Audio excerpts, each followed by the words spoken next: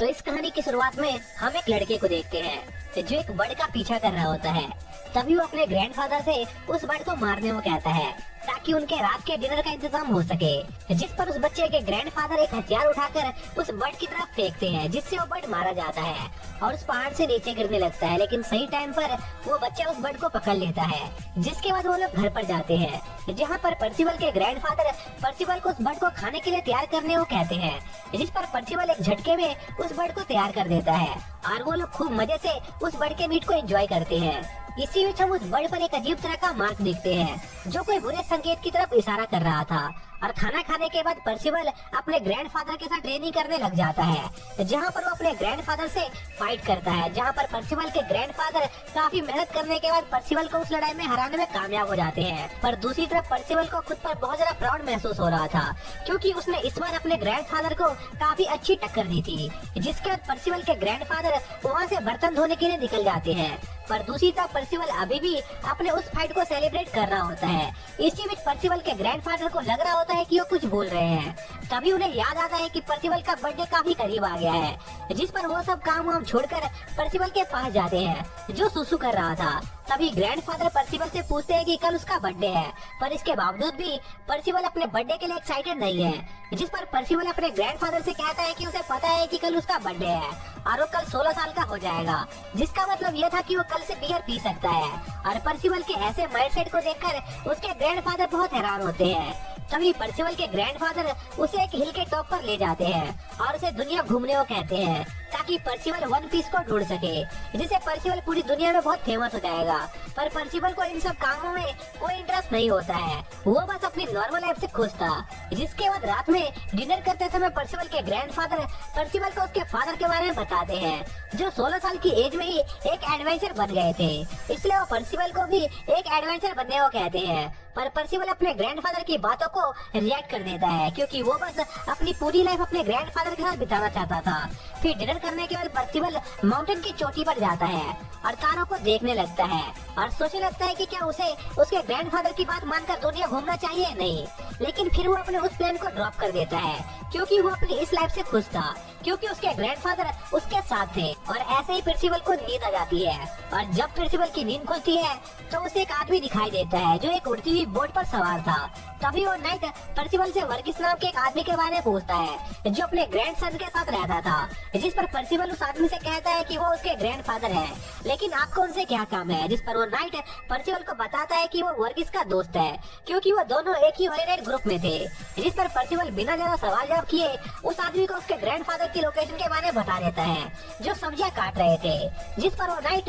वहाँ के लिए निकल जाता है और पर्सिवल उस उड़ती हुई बोट को चेक करने लगता है। लेकिन कुछ देर बाद पर्सिवल को एहसास होता है कि उसने कोई गड़बड़ कर दी है, क्योंकि उसे उस नाइट पर शक होने लगा था, क्योंकि वो नाइट आर्मर और हथियार के साथ आया था। इसलिए वो जल्दी से अपने ग्रैंडफादर की मदद करने के लिए जाता है। इसी बीच हम वर्गिस को देखते हैं जो सब्जियां काट रहा होता है। तभी वो नाइट वर्गिस को आवाज लगाता है और उस पर एक अटैक करता है, पर वर्गिस सही टाइम पर उस अटैक को डॉज कर लेता है और उस नाइट से लड़ने लगता है, जहाँ पर वो दोनों एक दूसरे को बराबरी की टक्कर दे रहे होते हैं। लेकिन कुछ देर बाद वो नाइट वर्गिस पर भारी पड़ने लग जाता है और उसे बुरी तरह घायल कर देता है। लेकिन तभी वहाँ पर पर्सिवल पहुँच जाता है और उस नाइट को उसके ग्रैंडफादर से दूर रहने को कहता है। पर उस नाइट को पर्सिवल की बातों से कोई फर्क नहीं पड़ता है और वो पर्सिवल पर एक अटैक करता है और उसे कहता है कि वो पहले उसके ग्रैंडफादर को जान से मारेगा, फिर अगली बारी उसकी है। जो सुनकर पर्सिवल को गुस्सा आ जाता है और वो उस माउंटेन के टुकड़े से उस नाइट पर अटैक करता है, पर वो नाइट उस रॉक को बड़ी आसानी से रोक लेता है, जो देखकर पर्सिवल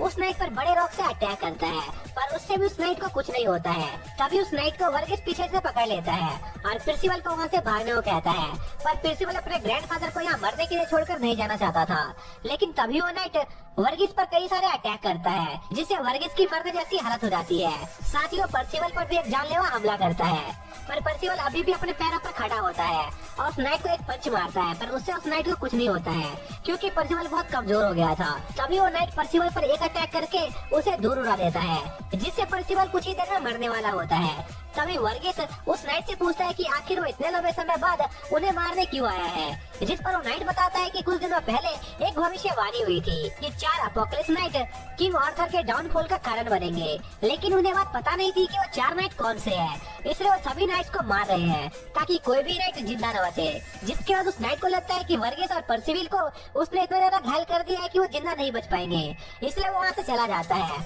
और उस नाइट के जाने के बाद हम देखते हैं कि परसिवल वापस से ठीक हो गया था और उसके सारे घाव भी भर गए थे, जो देखकर वर्गीस को कुछ समझ नहीं आता है। तभी परसिवल अपने ग्रैंडफादर से माफी मांगने लगता है क्योंकि उनकी ये हालत उसी की वजह से हुई थी, जिस पर वर्गीस परसिवल को उदास होने से मना करते हैं क्योंकि यही उनकी किस्मत थी। तभी वर्गीस परसिवल को बताते हैं कि उस नाइट का नाम आयरन साइड है और वो परसिवल का फादर है, जो सुनकर परसिवल बहुत हैरान होता है क्योंकि वर्गीस ने परसिवल को बताया था कि उसके फादर की एक एक्सीडेंट में डेथ हो गई थी। जिस पर वर्गीस परसिवल से कहता है कि अगर परसिवल पूरी सच्चाई का पता लगाना चाहता है तो उसे आयरन स्वॉर्ड को ढूंढना होगा और नाइट्स को बचाना होगा जिसे वो मारने वाला है। तभी वर्गीस को खून की उल्टी होने लगती है क्योंकि उसके पास ज्यादा समय नहीं बचा था, जिसके कुछ देर बाद वर्गीस की डेथ हो जाती है और परसिवल अपने ग्रैंडफादर को दफनाकर वापस अपने टूटे हुए घर में कुछ ढूंढने लगता है। तभी उसे एक बॉक्स दिखाई देता है जिसमें कुछ कपड़े थे जो वर्गीस ने परसिवल के एडवेंचर पर जाने के लिए रखे थे, जिस पर परसिवल उस ड्रेस को पहन लेता है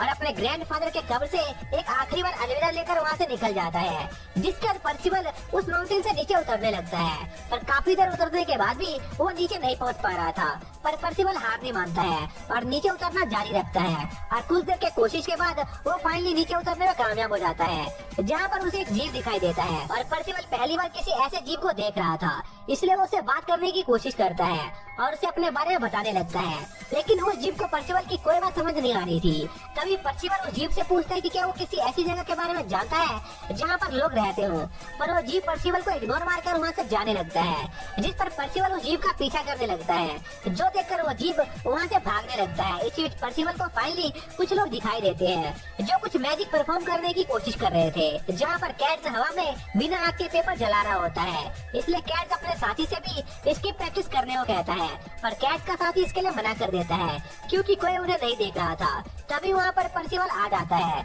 जो उन लोगों के मैजिक ट्रिक को देखकर बहुत हैरान था। तभी परसिवल उन्हें वो मैजिक दोबारा परफॉर्म करने को कहता है, जिस पर डैनी मैजिक परफॉर्म करके दिखाने के बदले परसिवल से कुछ पैसे मांगता है। पर परसिवल अपनी लाइफ में पहली बार पैसों के बारे में सुन रहा था, इसलिए उसे समझ नहीं आ रहा था कि आखिर डैनी किस बारे में बात कर रहा है। जो देखकर डैनी को लगता है कि परसिवल उसे बेवकूफ बनाने की कोशिश कर रहा है, इसलिए वो उसे मैजिक दिखाने को तैयार हो जाता है और परसिवल को हवा में उड़ाकर वहाँ से भाग जाता है, जिस पर परसिवल नीचे उतरने की कोशिश करता है, पर वो ऐसा नहीं कर पाता है, जिस पर डैनी के साथी डैनी को डांटने लगते हैं क्योंकि डैनी एक बच्चे को परेशान कर रहा था। लेकिन तभी वहाँ पर उनके सामने परसिवल बहुत तेजी के साथ आ जाता है और परसिवल की ऐसी स्पीड देखकर वो लोग बहुत हैरान होते हैं और डैनी परसिवल से उसके पहले के बिहेवियर के लिए माफी मांगने लगता है और परसिवल से पूछता है कि आखिर वो ट्रैवल क्यों कर रहा है, जिस पर परसिवल बताता है कि वो आयरन साइड नाम के एक हॉली नाइट को ढूंढ रहा है क्योंकि उसने उसके ग्रैंडफादर को जान से मार दिया था। जिस पर वो लोग परसिवल से पूछते हैं कि क्या वो उस हॉली नाइट से अपना बदला लेना चाहता है, जिस पर परसिवल कहता है कि उसे नहीं पता कि वो उस हॉली नाइट से बदला लेना चाहता है या नहीं, क्योंकि वो उसके फादर है। जो जानकर वो लोग बहुत हैरान होते हैं और परसिवल से कहते हैं कि वो लोग एक विलेज में जा रहे हैं जहाँ पर शायद से उन्हें उस हॉली नाइट के बारे में कुछ पता चल जाए, जिस पर परसिवल उन लोगों से उसे भी उनके साथ ले चलने को कहता है, जिस पर डैनी मान जाता है। पर इसके बदले वो परसिवल से एक ट्रिक करके दिखाने को कहता है, जहाँ पर वो लोग परसिवल को एक बो और एरो देते हैं और उसे एक टारगेट को हिट करने को कहते हैं, पर परसिवल गलती से डैनी को गंजा कर देता है। पर इसके बावजूद भी वो लोग परसिवल को उनके साथ ले जाते हैं, जहाँ पर परसिवल उन लोगों से उनके बारे में पूछता है, जहाँ पर डैनी बताता है कि उन लोगों का सपना है कि वो सभी हॉलीनाइट बनना चाहते हैं। इसी बीच उनके पास कुछ लोग आते हैं जो उन लोगों से किसी हॉलीनाइट को बुलाने को कहते हैं क्योंकि एक वुल्फ ने उनके विलेज पर अटैक कर दिया था। जो सुनकर डैनी उनसे कहता है कि उन्हें एक छोटे से वुल्फ के लिए किसी हॉलीनाइट की जरूरत नहीं है क्योंकि वो खुद उसे संभाल लेगा और बदले में वो उन विलेज के लोगों से बस खाने और रहने के लिए कुछ जगह मांगता है, जिस पर वो गांव वाले तैयार हो जाते हैं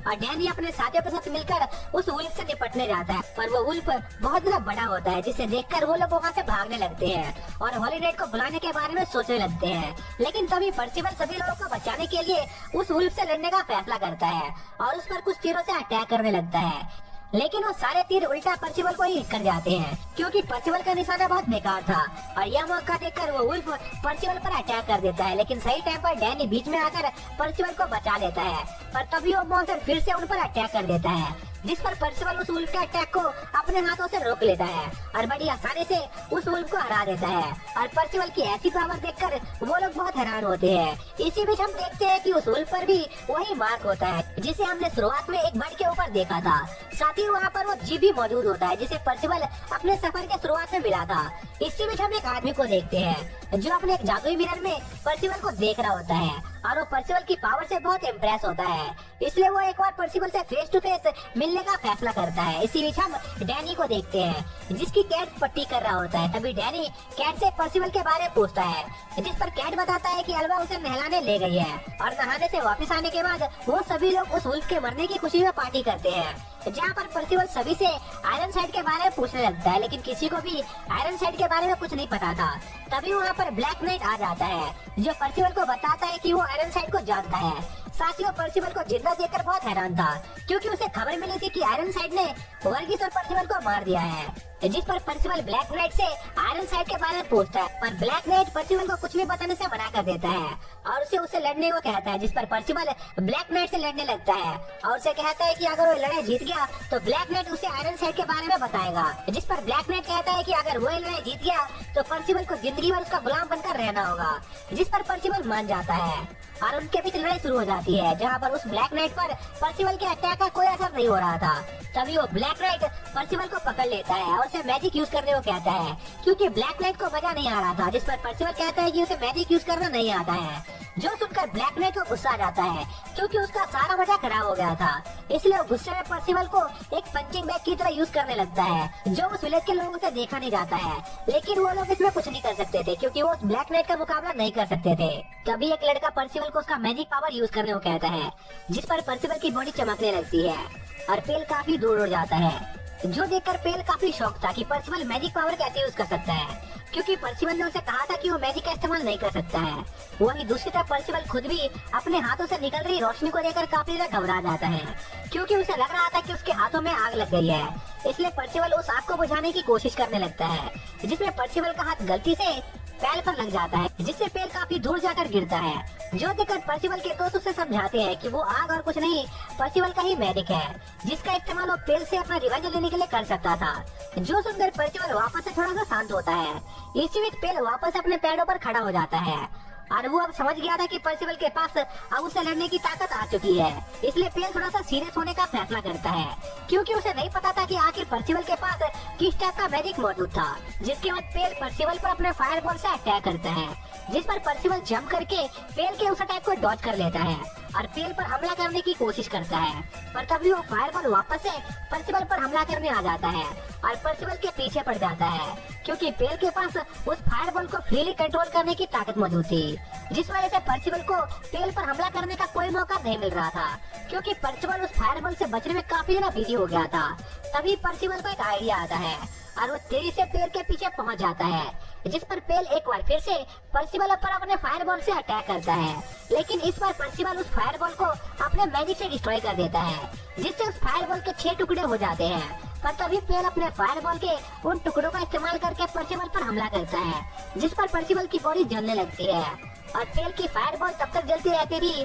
जब तक कि उसका ऑपरेंट पूरी तरह से जलकर राख में न बदल जाए। जिस पर पेल परसिवल को हार मानकर उसके सामने सरेंडर करने को कहता है, पर इतनी बुरी हालत में होने के बावजूद भी परसिवल पेल के सामने सरेंडर करने से मना कर देता है और अपनी पूरी बॉडी को अपने मैजिक से कवर करके खुद को उस आग से जलने से बचाने की कोशिश करने लगता है। जो देखकर पेल परसिवल से काफी ज्यादा इम्प्रेस होता है, क्योंकि परसिवल को उसका मैजिक अनलॉक किए बस कुछ ही समय हुआ था, लेकिन इसके बावजूद भी परसिवल का उसके मैजिक के ऊपर काफी ज्यादा अच्छा कंट्रोल था। पर अब तक काफी ज्यादा देर हो चुकी थी, क्योंकि पेल की आग की वजह से परसिवल की बॉडी काफी हद तक जल चुकी थी। इसलिए पेल परसिवल को एक आखिरी बार उसके सामने सरेंडर करने का ऑफर देता है, पर परसिवल पेल के उस ऑफर को रिजेक्ट कर देता है और अपनी जिद पर अड़ा रहता है। तभी हम देखते हैं कि पर्सिवल अपने मैजिक की मदद से अपने छोटे छोटे मिनिएचर फॉर्म में बनकर उनसे पेल पर हमला करवा देता है। और पर्सिवल की एक छोटी कॉपी छोटे होने के बावजूद भी काफी ज्यादा पावरफुल थी, जो पेल को ओवरपावर करके उससे उसके मैजिक को डीएक्टिवेट करवा देते हैं, जिससे पर्सिवल उस आग से आजाद हो जाता है।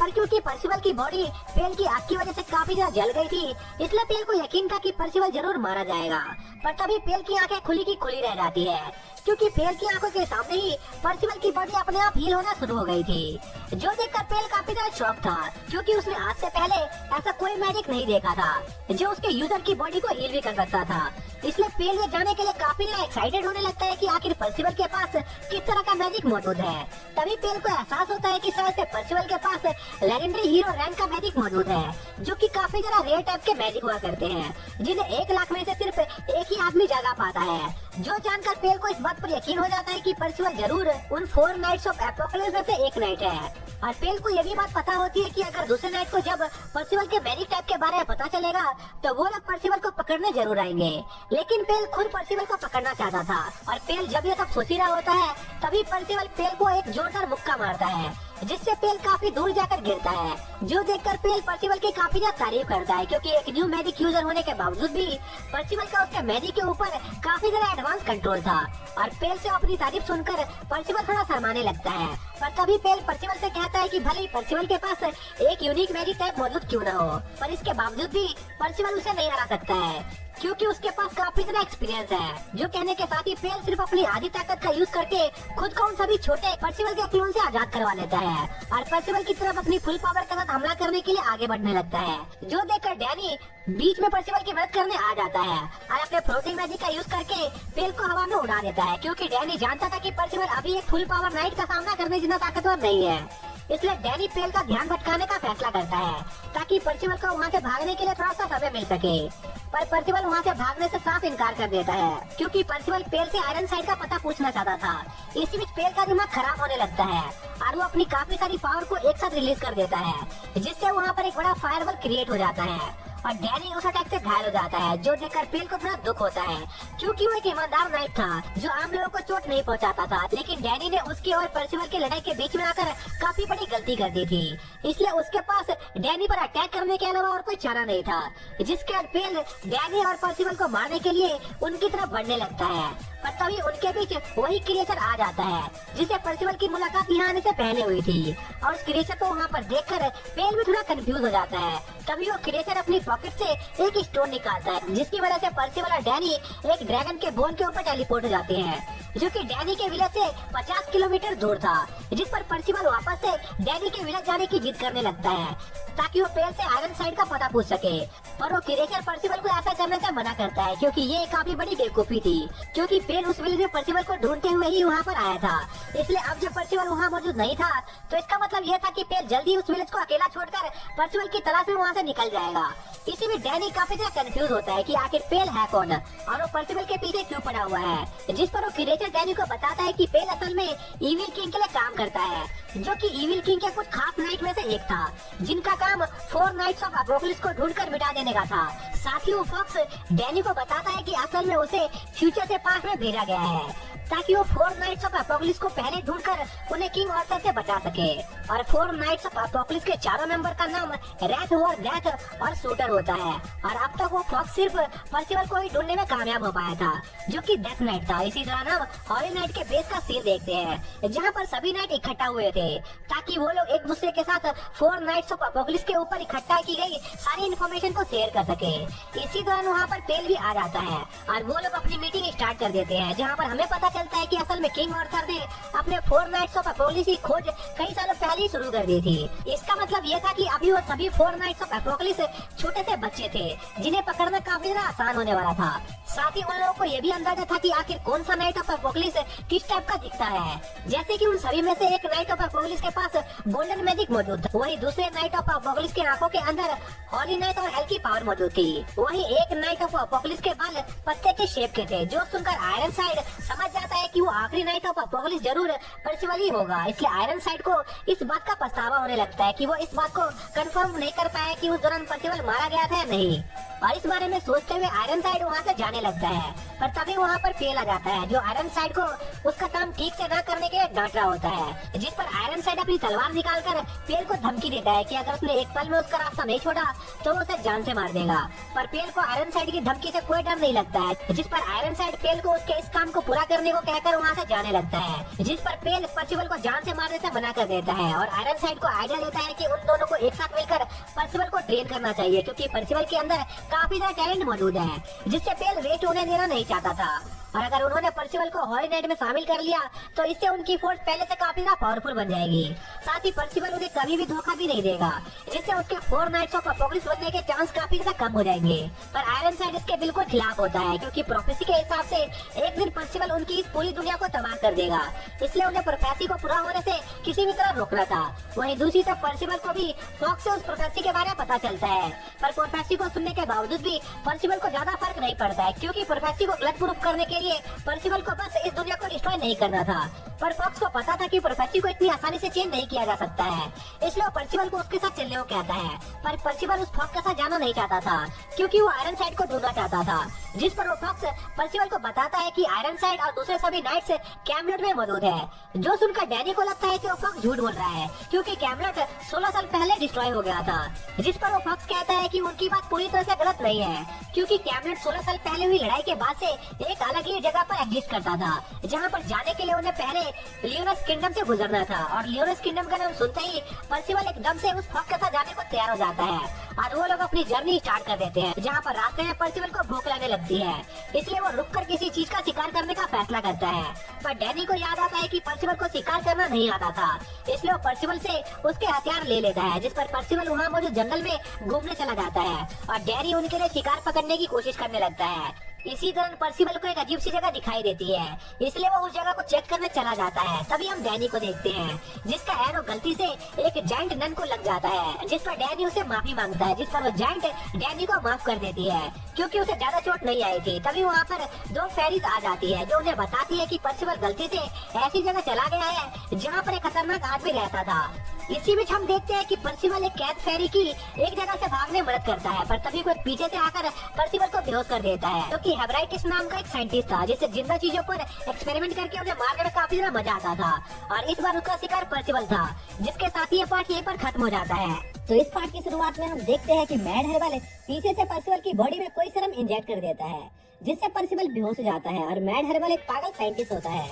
जिसे जिंदा चीजों पर एक्सपेरिमेंट करना काफी ज्यादा पसंद था, और इस बार उसका टारगेट पर्सिबल था। इसी दौरान हम डैनी को देखते हैं, जो उस जायंट नन के साथ अभी भी पूरे जंगल में पर्सिबल को ढूंढ रहा होता है, लेकिन काफी देर से ढूंढने के बाद भी उन्हें पर्सिबल कहीं नहीं मिल रहा होता है, जिस पर वो दोनों फेरीज डैनी को पर्सिबल को ढूंढने की उम्मीद छोड़ देने को कहते हैं, क्योंकि उन्हें लग रहा था कि अब तक मैड हर्बल ने पर्सिबल को पकड़ लिया होगा। इसलिए वो लोग अपनी छानबीन को और ज्यादा तेज कर देते हैं, ताकि वो पर्सिबल को कुछ भी होने से पहले ढूंढ सके। इसी बीच हम पर्सिबल को देखते हैं, जिसकी नींद एक कमरे में खुलती है, जहाँ पर एक चेयर से बंधा होता है और उसके सारे कपड़े भी गायब होते हैं, जो देखकर पर्सिबल समझ जाता है कि वो किसी बड़ी मुसीबत में फंस गया है। तभी वहाँ पर वो मैड हर्बल भी आ जाता है, जिसका नाम मेसन था, और मेसन पर्सिबल को इतनी जल्दी होश में आता देखकर काफी ज्यादा हैरान होता है, क्योंकि मेसन ने जो सीरम पर्सिबल को दिया था उससे पर्सिबल कम से कम 10 घंटों तक बेहोश रहना चाहिए था, जो देखकर मेसन काफी ज्यादा इम्प्रेस होता है और पर्सिबल पर अपने दूसरे एक्सपेरिमेंट को परफॉर्म करने का फैसला करता है, जिस पर पर्सिबल मेसन से कहता है कि वो उसके साथ जो चाहे वो कर सकता है। पर इससे पहले पर्सिबल मेसन से उसके कपड़े वापस देने को कहता है, क्योंकि बिना कपड़ों के पर्सिबल को शर्म आ रही थी। ऊपर से उसका हेलमेट और केप उसके डैड की दी हुई आखिरी निशानी थी, जिस पर मेसन पर्सिबल से कहता है क्योंकि पर्सिबल के कपड़े काफी ज्यादा गंदे और फटे हुए थे, इसलिए उसने उन सभी कपड़ों को जला दिया, जो सुनकर पर्सिबल थोड़ा दुखी हो जाता है। पर मेसन पर्सिबल को बताता है कि उसने पर्सिबल के हेलमेट और केप को नहीं जलाया है, क्योंकि वो दोनों चीजें मैजिकल आइटम से बनी हुई थी, इसलिए मेसन बाद में पर्सिबल को वापस लौटाने का वादा करता है। पर इससे पहले मेसन पर्सिबल पर कई सारे एक्सपेरिमेंट करना चाहता था, क्योंकि उसने आज से पहले पर्सिबल जैसा एक्सपेरिमेंट मॉडल नहीं देखा था। जो कहने के साथ ही मेसन पर्सिबल पर अपने एक और सीरम का यूज करता है और वहाँ पर 1 घंटे बाद आने का फैसला करता है, क्योंकि उस सीरम का असर होने में लगभग 1 घंटे का समय लगता था। पर उस सीरम को देने के कुछ सेकंड के अंदर ही पर्सिबल के बाल अचानक से कई मीटर लंबे हो जाते हैं, जो देखकर पर्सिबल को काफी गुस्सा आ रहा होता है, क्योंकि वो अब अपना हेलमेट नहीं पहन सकता था। पर मेसन का ध्यान इस बात पर होता है कि आखिर वो इस सिरम का यूज करके प्लांट को कैसे जल्दी उगा सकता था, क्योंकि उसका सिरम काफी हद तक सही काम कर रहा था। जिस पर पर्सिबल मेसन को बुरा भला कहने लगता है, क्योंकि पर्सिबल को लग रहा था कि मेसन एक बुरा आदमी है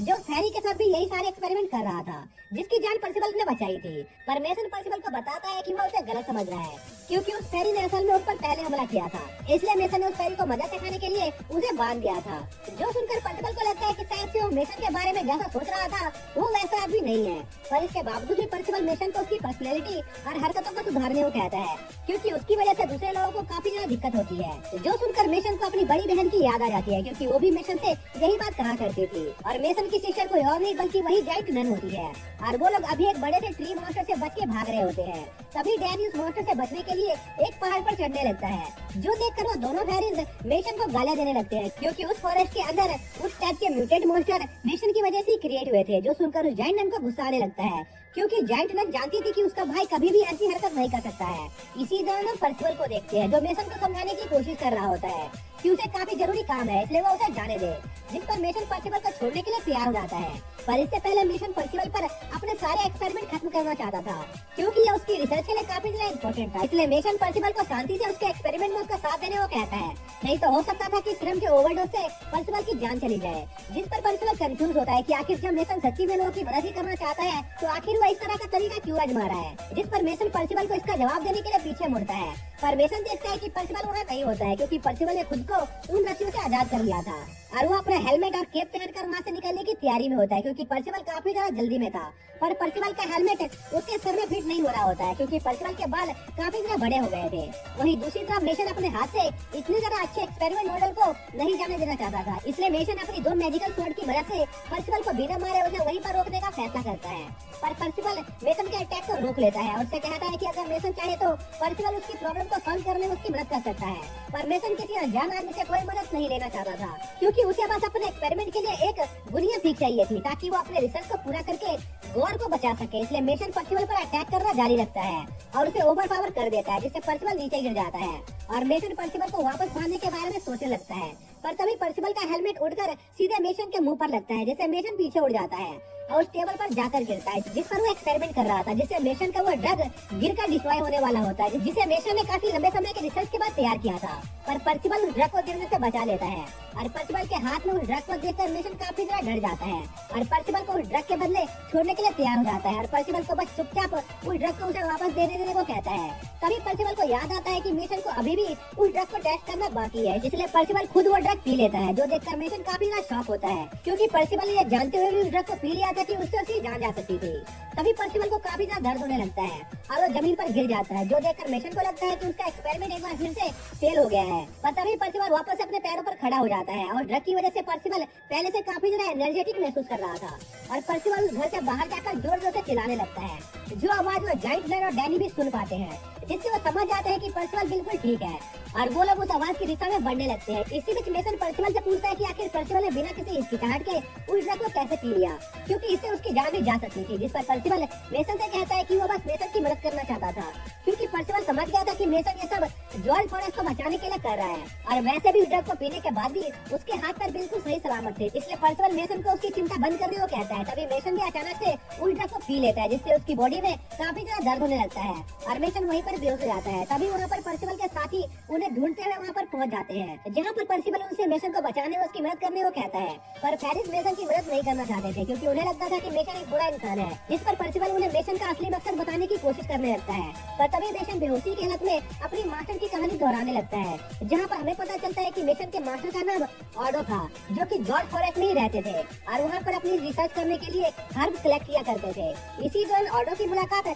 कुछ फेरिस से होती है, जिनकी साथी बीमार थी, जिस पर ऑडो उन फेरिस की मदद करता है और उनके साथ ही वहाँ पर रहना शुरू कर देता है। जिस दौरान ऑडो की मुलाकात एक जाइंट लड़की से होती है, जो अपने बच्चों के साथ उस फॉरेस्ट में रहती थी, जिस पर ऑडो उस जाइंट के बच्चों को अपने साथ पालने लगता है और उन्हें मेडिसिन के बारे में सिखाता है। लेकिन इसके कुछ सालों बाद ऑडो अचानक से कहीं पर गायब हो जाता है जिसके बाद ऑडो की मुलाकात किसी से नहीं होती है। इसलिए मेसन इस फॉरेस्ट को बचाना चाहता था क्योंकि यह फॉरेस्ट उसके मास्टर की आखिरी निशानी थी। तभी मेसन वापस से होश में आ जाता है और जल्दी से अपनी ड्रग को पूरे फॉरेस्ट में फैलाकर उस फॉरेस्ट को बचाने के बारे में सोचने लगता है। इसी दौरान हम उसी फेरी को देखते हैं जिसे पर्सिबल ने आजाद किया था, जो ऑडो नाम के मॉन्स्टर की मदद से उस फॉरेस्ट को तबाह करके मेसन से अपना बदला लेना चाहते थे। इसी दौरान काफी सारे फेरीज एक साथ मिलकर मेसन पर पत्थरों से हमला करने लगते हैं, जिस पर पर्सिबल उन पत्थरों को वापस उन फेरीज पर फेंक कर उन्हें समझाने की कोशिश करता है कि मेसन उनकी मदद करने की कोशिश कर रहा है। पर इससे पहले कि वो लोग उन फेरीज को समझा पाते, एक पर्पल फॉग पूरे गॉर्क फॉरेस्ट को कवर करने लगती है, जिससे उस फॉरेस्ट में मौजूद सभी क्रिएचर मरने लगते हैं। जो देखकर मेसन जल्द से जल्द अपने ड्रग को पूरे फॉरेस्ट में फैलाना चाह रहा होता है, पर पर्सिबल देखता है कि उन्होंने उन सारे ड्रग्स का यूज कर लिया था। पर मेसन को इस बात की चिंता नहीं थी क्योंकि मेसन अपने मैजिक की मदद से एक बार बनाए हुए ड्रग की कई सारे कॉपीज बना सकता था, जिसकी मदद से मेसन उस पूरे फॉरेस्ट को डिस्ट्रॉय होने से बचा लेता है। जो देखकर वो सभी फेरीज भी काफी खुश होते हैं और मेसन उन सभी से अपनी अब तक की गई सभी गलतियों के लिए माफी मांगता है। तभी फॉक्स मेसन से पूछता है कि आखिर उस सब की शुरुआत कैसे हुई, पर मेसन को इस बारे में कुछ नहीं पता होता है। लेकिन मेसन ने ये बात गौर करी थी कि यह सब ऑडो के गायब होने के बाद से होना स्टार्ट हुआ था, जिस वजह से मेसन इस पॉइजन के ऊपर रिसर्च कर रहा था और मेसन को ऐसा लग रहा था कि पॉइजन फॉग के पीछे जरूर किसी आदमी का हाथ है। तभी हम एक अजीब से क्रिएचर को एक केव के बाहर आते हुए देख पाते हैं, जो कि असल में ऑडो था, जिस पर मेसन ऑडो के पास जाने की कोशिश करता है क्योंकि वो ऑडो को बचाना चाहता था। पर मेसन की सिस्टर उसे रोक लेती है क्योंकि ऑडो अब एक मॉन्स्टर बन गया था। तभी ऑडो के मुंह से वही पॉइजनस गैस निकलती है जिससे पूरा गॉर्क फॉरेस्ट फायर से डिस्ट्रॉय होने लगता है। जो देखकर मेसन ऑडो को रोकने की कोशिश करता है, पर ऑडो मेसन को पकड़कर उसे मारने की कोशिश करने लगता है। जो देखकर मेसन की सिस्टर मेसन को बचाने की कोशिश करती है, जिस पर ऑडो मेसन की सिस्टर पर अपने पॉइजन ब्रिज से अटैक करता है, जिससे उसकी बॉडी काफी हद तक जल जाती है। और हम समझ पाते हैं कि ऑडो की इस हालत के पीछे उसी फेरी का हाथ होता है जिसे पर्सिबल ने बचाया था, जिसके साथ ये पार्ट यहीं पर खत्म हो जाता है।